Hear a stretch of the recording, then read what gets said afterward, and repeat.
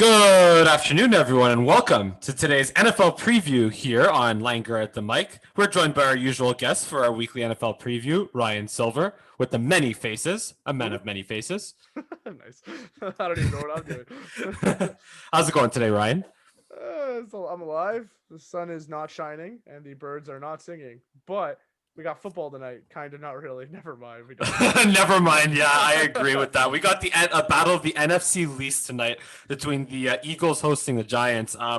But yeah, we're already in week 7, and also just slight little update here. The NFL announced that they will be flexing the Arizona Cardinals Seattle Seahawks game to Sunday Night Football, and that will replace the Las Vegas Raiders and Tampa Bay Buccaneers game Mike, when you at said 4:05. flex after the way we talked about this game, I was really hoping you were going to be like, "Yep, they're just moving this game out of the Thursday night. We're going to put Pittsburgh versus Tennessee here instead, or something really exciting, so I don't have to deal with this game."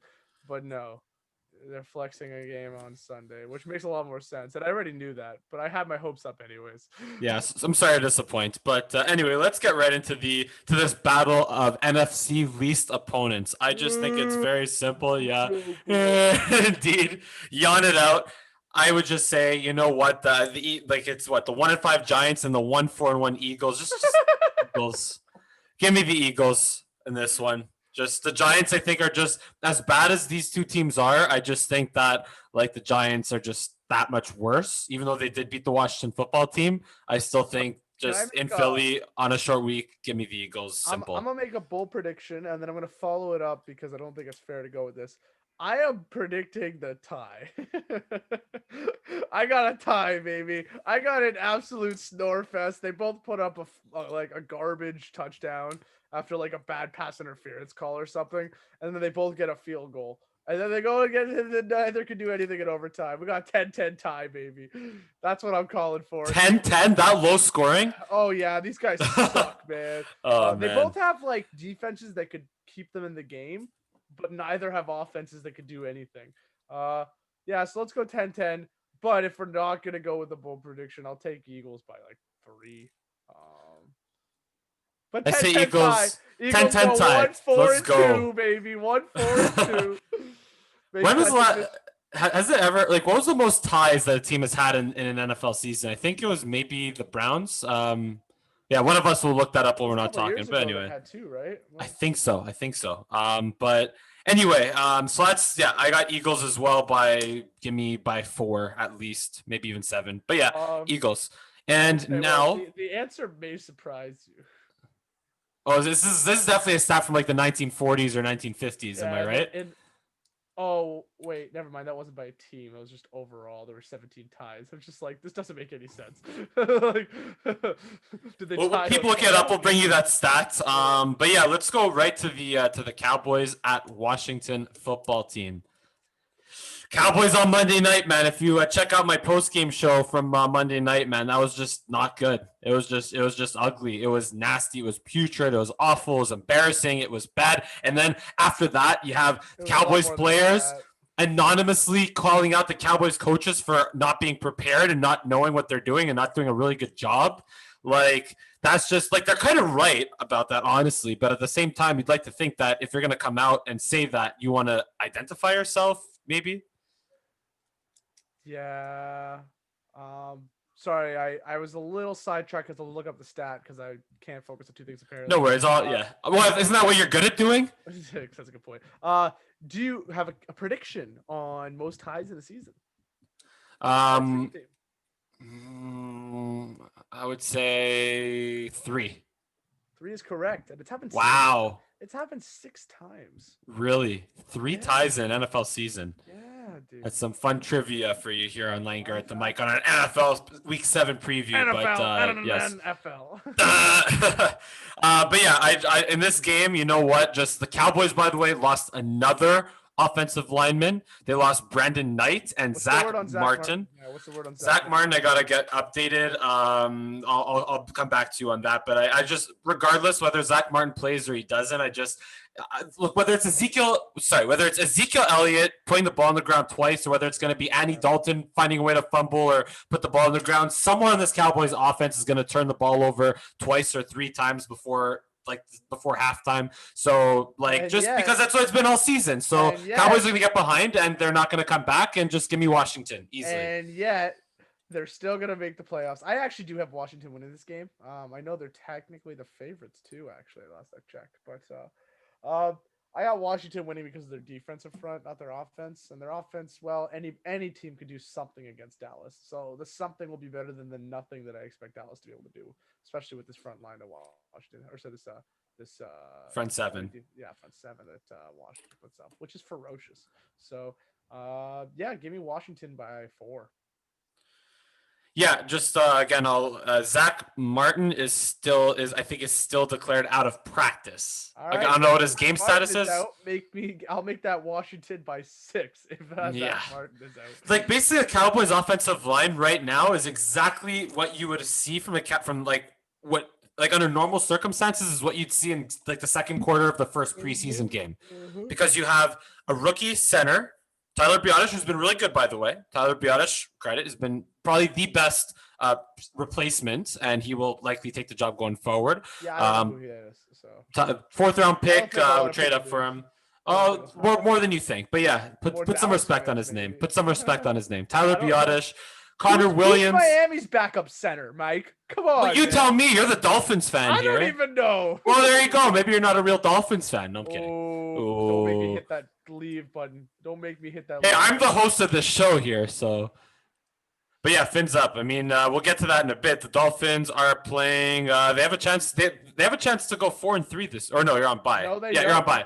But it's 2 at a time. Yes.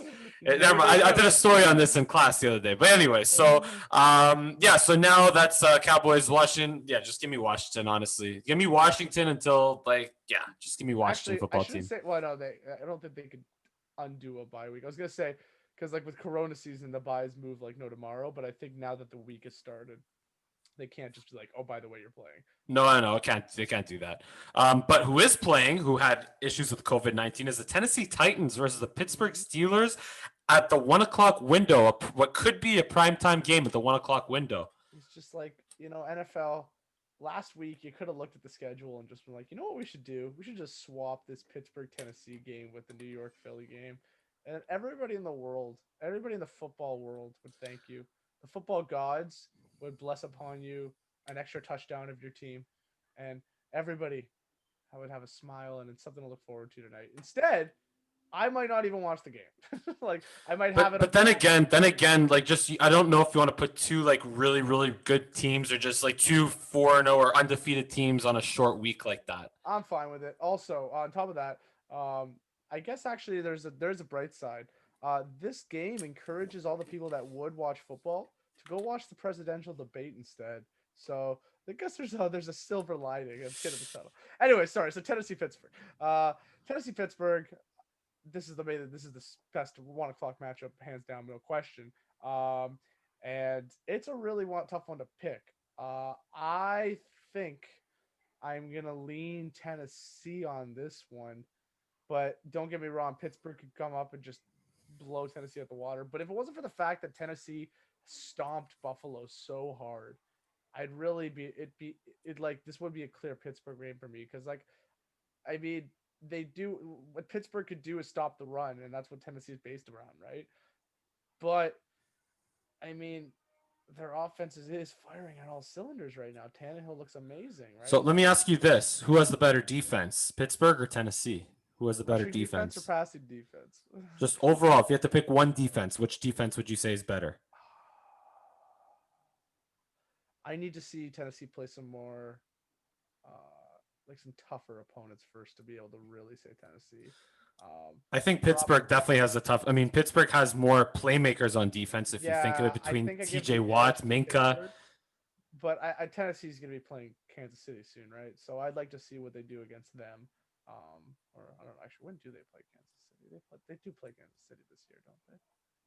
I don't think so. Actually, I'm not 100% sure of that. No, because they came in second last year and Tennessee won their division. So I don't know if they play this year. I thought but the divisions played each other, but I could be wrong here. No, I think it's the AFC East plays the AFC South this year. Okay. I'm pretty sure. So regardless, I would take Pittsburgh in this one. I'm gonna take the underdog. I'm gonna take the upset.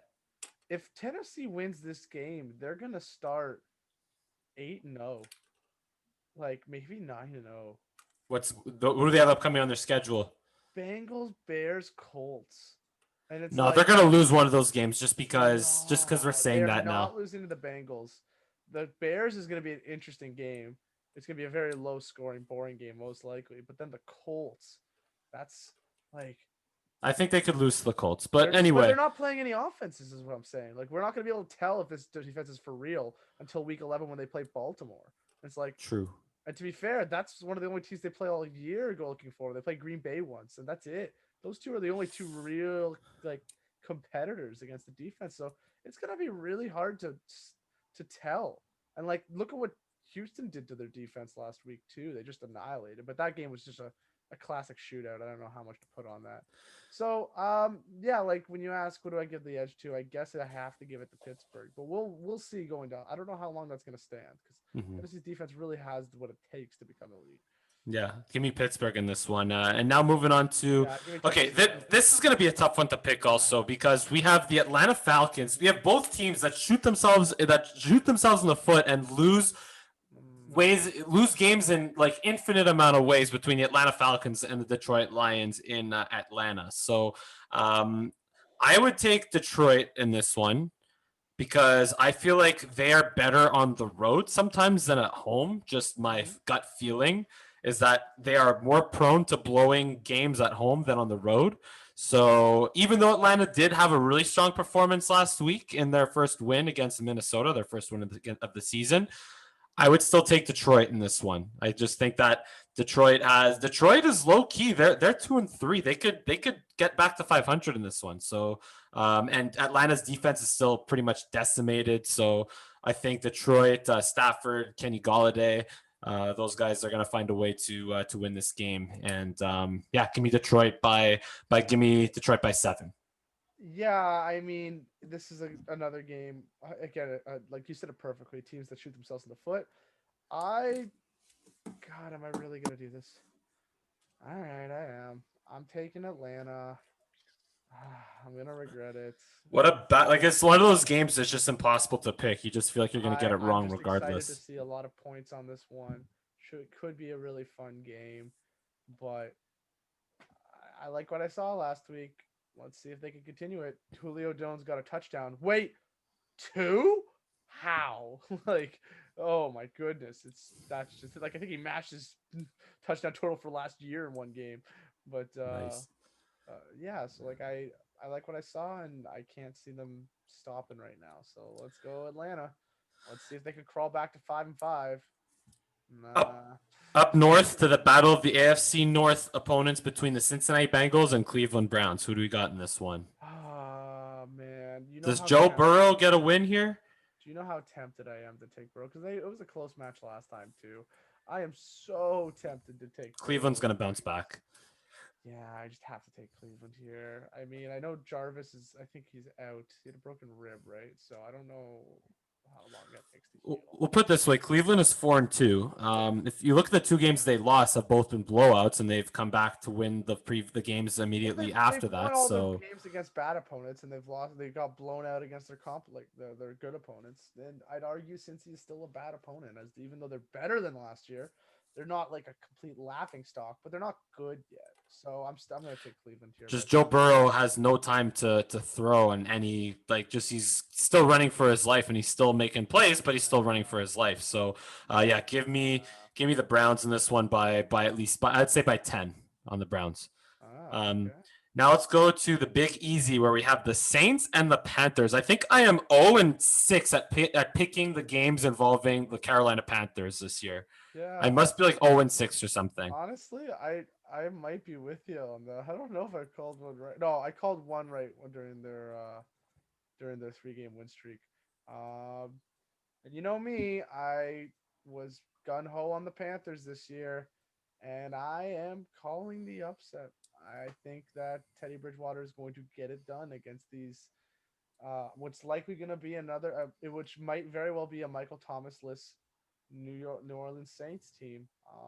I give me them by one, like a narrow win, but I see them bouncing back and bouncing back really hard against them. I feel like I feel like Carolina can and might win this game too, but just I'm gonna go with the safe pick of New Orleans. New Orleans, nice. New Mhm, Orleans, New Orleans. mhm. Anyway, I've always had interesting times pronouncing that, but Rollins. anyway, Nolans. But yeah, I'm gonna go with the Saints in Rollins. this one just because Who just dat? safe pick. Oh, Yeah, okay. I don't like who dat in that. Just freaking Max Ringler. Who dat? Who But dat? yeah, so No, seriously Saints are though. the safe pick in this one No, to no, me. no, So Mike. Like who dat? Most people don't know who Max Ringler is. Like who dat? the he's a Saints fan who just hates on the Cowboys for no reason, and that's No it. So reason. No, what do you mean no okay, reason? this year he has How? perfectly good reason. Fine, fine, fine. We love Max Winkler though. We love Max Winkler. But anyway, yeah. So let's go to New York. We have the battle. It's funny because the Bills are the only team in New York State. Like, anyway, and this game, I know whatever. it's a good meme. It's a good Yeah, meme. I tried. Yeah, that was not well done on my part. But anyway, so You want to in try again? so at MetLife Stadium in the Yep. Meadowlands in New Jersey, you have the New York Jets hosting the Buffalo Bills, and the New York Jets are just the Jets, and they're just going to lose because they still have Adam 16. Gase, and they shouldn't fire Adam Gase because they should go 0-16 so they could get Trevor Lawrence, and then Trevor Lawrence is going to declare another year at Clemson, That would be and they're gonna hilarious. and the Jets are gonna regret tanking, and yeah. So, but yeah, just if the Bills lose this, they should just be like exiled from the NFL. This like that could that's one of those like every week if there's a team that if we can pick a game every week where if a team loses they should get exiled from the NFL.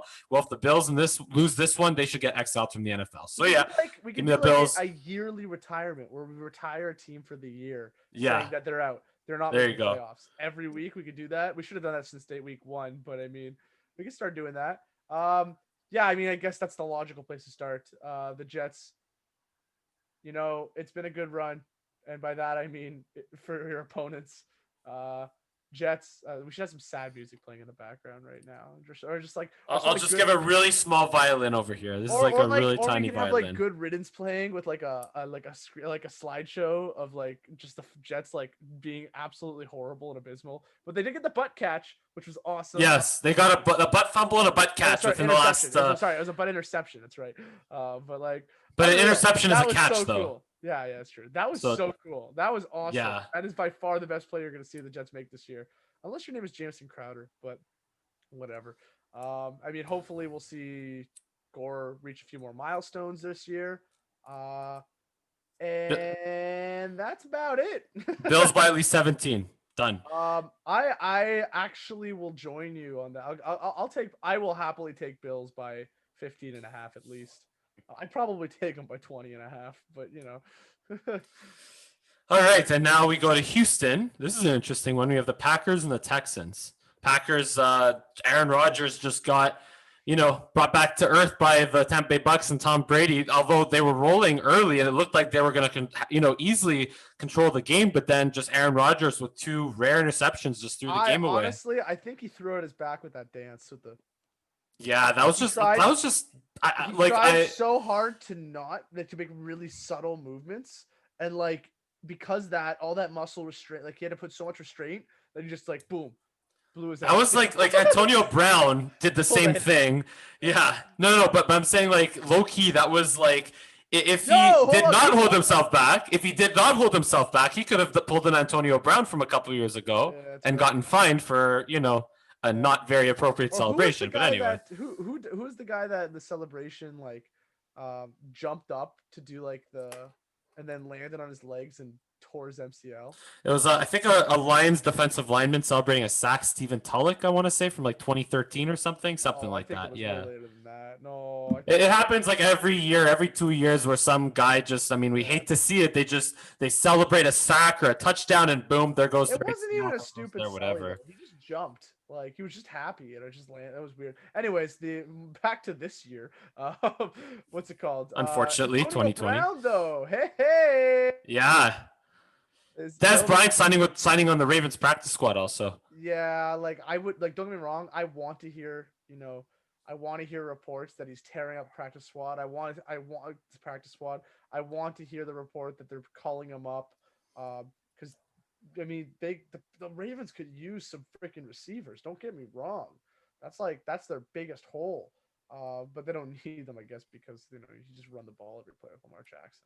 But yeah, like man, imagine like Des Bryant in his prime playing on this Ravens team. I Oh, would take that. yeah. I I would would take take that. Dez I'd back take. on the Cowboys. Oh, Yeah. you don't need any more receivers. But Yeah, it's like, we just need a quarterback, offensive line, defensive line, corners, safety, linebackers. Yeah, we just need all that, No big deal. But anyway, so give me Green Bay in this one. Packers. Just Houston's just losing games this year, and they're just finding ways to lose games this year. So give me Green Bay. Simple. sure. Give me Green Bay by at least 7. And actually, no, give me Green Bay by 3. Done. Next, we go to Las Vegas, which was supposed to be the primetime game against Tom Brady and the Bucks, but we got John Gruden and Derek Carr. John Gruden playing against the former team that he coached way back when against the Buccaneers in Vegas. Who do we got here? Oh, the Bucks. Yeah, me Yeah, too. sorry. Bucks. Used to be primetime game, which was actually kind of entertaining. Don't get me wrong, Vegas keeps pulling off upsets.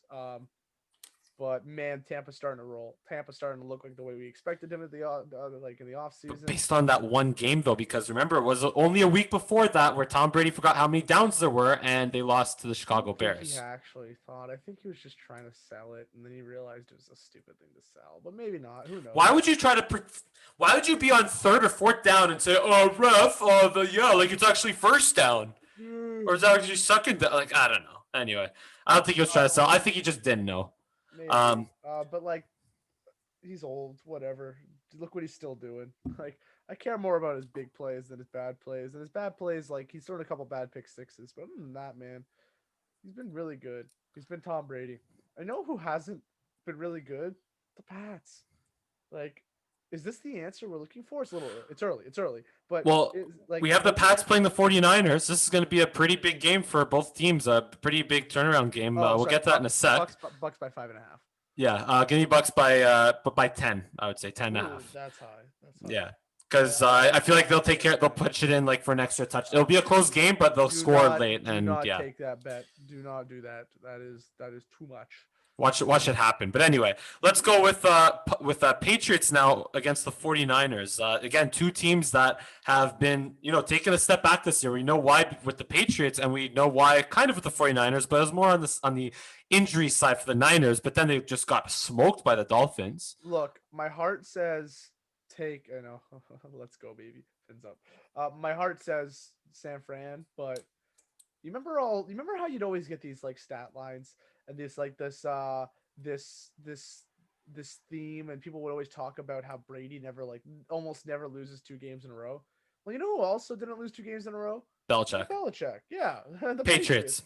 Yeah. Right? So it's like, after such a jaw-dropping, I didn't even watch the highlights. I really should. I have no idea what happened that game. Part of me thinks it's just a bad dream, or a really good dream, actually. But like, how did they lose to Denver? What? Was it snowing or something? Was there like no? They just lost. They just couldn't score touchdowns. They just couldn't score touchdowns. It's just weird, man. So like, it is tempting to take San Fran, but I just don't see them losing 2 in a row right now. I do see them coming back. I see Belichick fighting with a vengeance. And yeah, I take them, but I only take them by like 2.5 here. I don't take them by a lot. Yeah, me too. I think it's just gonna be a low scoring, ugly, bleh kind of game. Give me, me too. Give me Patriots by 3.5. Maybe. 3.5. All right. So now let's go back to week 7. So we have Denver Broncos hosting the Kansas City Chiefs. So we're gonna write off the Broncos this week again, or what? Yes. I think so too. I think pretty. Down. Yeah, I think if you'd bet the farm on this one, probably, right? Would you? On this one, I'd bet the farm, and then hit me with the barnyard noise, just like a little, like a bah. There, you just did the barnyard noise. Give me Chiefs by 10.5. It'd be a good segment. Like, bet the farm, and then you just hit like the freaking soundboard. It's just like, bah. Chiefs by 10.5 in this one. Get our producers on it. Yes, we'll definitely get our producers on it. I'm the producer, by the way. Oh, do your job. Yeah. What are you, Bill Belichick now? I'm not gonna try to break this one down too much. Yeah, just Chiefs. Chiefs. Credit to Denver for doing what they were doing with all the injuries. I don't see this one though. Give me the Chiefs. Give me What the Chiefs. about this one though? We got the LA Chargers hosting the Jacksonville Jaguars. Yeah, Chargers. I am off the Chargers. I am off the Jags bandwagon. I think you might have Gardner Minshew having a good game finally, but I love Justin Herbert. I love what I'm seeing by him. I like that the coaches decided after they saw how well he was playing to keep him in there. It sucks how he got in there with Tyrod, but like it's whatever. Water under the bridge. He's playing unbelievable. I like what they're doing. I can't wait to see him with Eckler's back, and that team in full force because man, they could make a they can make a playoff push for sure. But yeah, give me the Chargers here by 4.5 here. Yeah, me too. Justin Herbert, 4 touchdowns on the road in New Orleans against the Nice. Saints. Like, I mean, the Chargers kind of chargered that game, but I Field think the goal away. Jaguars are going to Jaguar and they will lose this game. I think Gardner Minshew, like you said, he could play a good one, but I just think that it's going to be LA walking away with this one. But now we got the Sunday night game between the Cardinals and the Seahawks. The new Sunday night game. Kyler Murray at home against Russell Wilson. Who's going to be cooking more, Russell Wilson or Kyler Murray? Could I say both? I really like this game. I'm excited for it, and I'm actually gonna hit the upset button on this one. Give me the Cardinals. I like. Don't get me wrong. Seattle, great team, strong team. They'll be in the playoffs. They'll be making a really deep playoff push unless something drastic happens. But I like what I saw of the Cardinals last week. I mean, Kenyon Drake finally going off. Don't get me wrong, it was against your abysmal Dallas team, but Kyler's been on fire, and I am excited to see him play a nice shootout game and see what they can do. And I think they're gonna just lightly take the edge on this one. Give me the Cardinals by half point. I say Seahawks in this one because I think I think Jamal Adams is closer to returning, Mm-hmm. and Wait, hold it. That just sounded also so it's like, also the thought of him almost being back makes the team stronger, or you're saying he is going to be back? I'm looking. I'm just trying to confirm that right now. Actually, just Twitter's not cooperating. But yeah, so Mhm. even without Jamal Adams, let me tell you this: Jamal Adams, Kyler Murray had an under Murray. 50% completion percentage last week Yeah, against the historically bad Cowboys defense. And the Cowboys defense, no, but the Cowboys also gifted the Cardinals 2 turnovers. And if it wasn't for those 2 dumb turnovers, the Cardinals Should've really been more. just. You see that first? Oh yeah. No, it should have been more. Like again, like pick six in there. I like the Cardinals still played like they still have like a really good wide receiver core between Fitz, between DeAndre Hopkins, between Christian Kirk, even Andy Isabella. They have that team is all speed on offense. Even Kenyon Drake and Chase Edmonds in the backfield. Heck yeah. And add a little sprinkle of And Kyler Murray, of course. Fitzgerald. A little sprinkle of Fitzgerald there. A spritz of Fitz. A spritz of Fitz. I love it.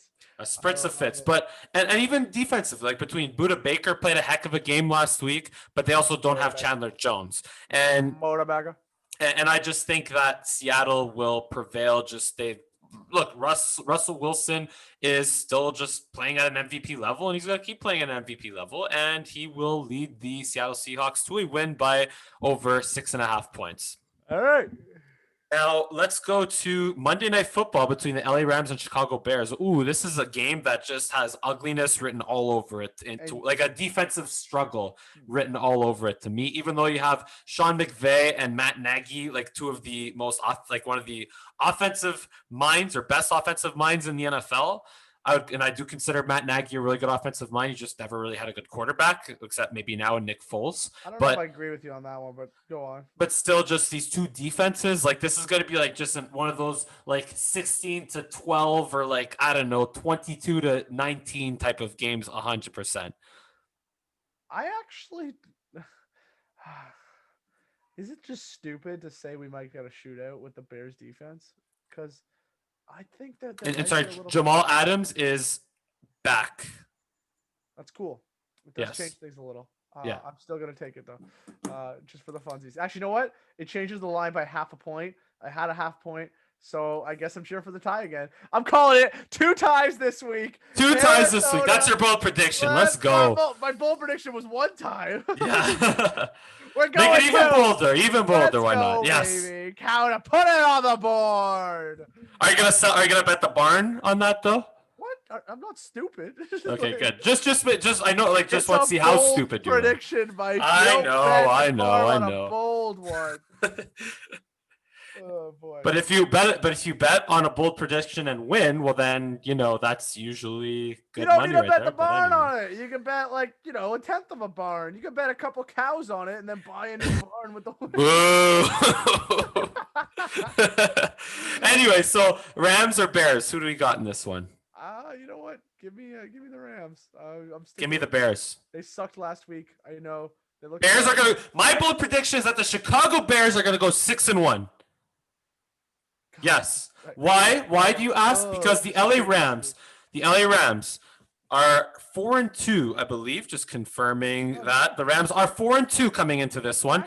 But wait. The Rams are 4-2. Who have the Rams beat? You may ask. They beat all teams from the NFC least: the Dallas Cowboys, the New York Giants, the Philadelphia Eagles, and Washington Football Team. Those are the 4 LA Rams wins this year so far against the Chicago Bears, and they lost to the San Francisco 49ers.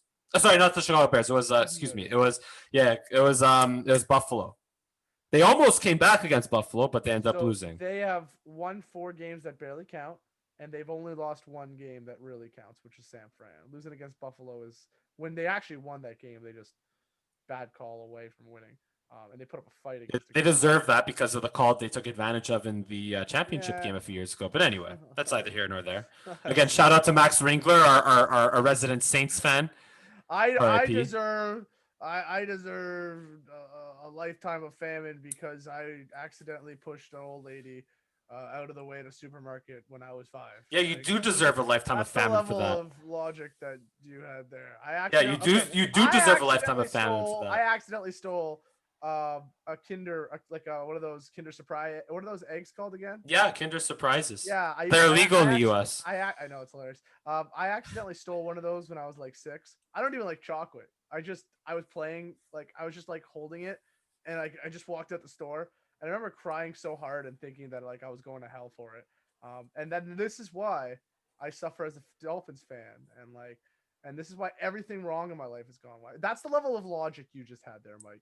All right. Well, my level of logic in this Bears-Rams game is that the Bears will win by 2.5. Call years ago, so this year they got their payback for a bad call on. And they're gonna get more payback because they're gonna lose the Chicago Bears by at least 2.5 points. It's just the fact that the Bears are. Why are the Bears winning football? Does defense matter? Because it's 2020. That's why. I guess it just doesn't make sense. Bears are gonna be 6. If the Packers lose this week to the Houston Texans, then the Bears will take the sole position of first place in the NFC North. I know, it's disgusting. It's absolutely disgusting. We didn't talk about the Packers game. Yeah, we did. I chose the Pack. We both chose the Pack. But anyway, this has been a NFL week preview here on Langer at the Mic. And also, we don't just talk about football. We apparently talk about stealing Kinder Surprises in grocery stores and pushing over grannies in grocery stores. So, but thank you so much for watching. Again, if you enjoy our content, then by the way, don't do that. Don't steal Kinder Surprises. Don't push grannies in supermarkets. Wear a mask. Stay safe. And again, if you enjoy our content here and our shenanigans, subscribe to our channel. Give a big thumbs up on this video. Follow me on Twitter and Instagram. Links included in the description below. This has been a NFL preview on Langer at the Mic. Thank you for watching, and see you again next time.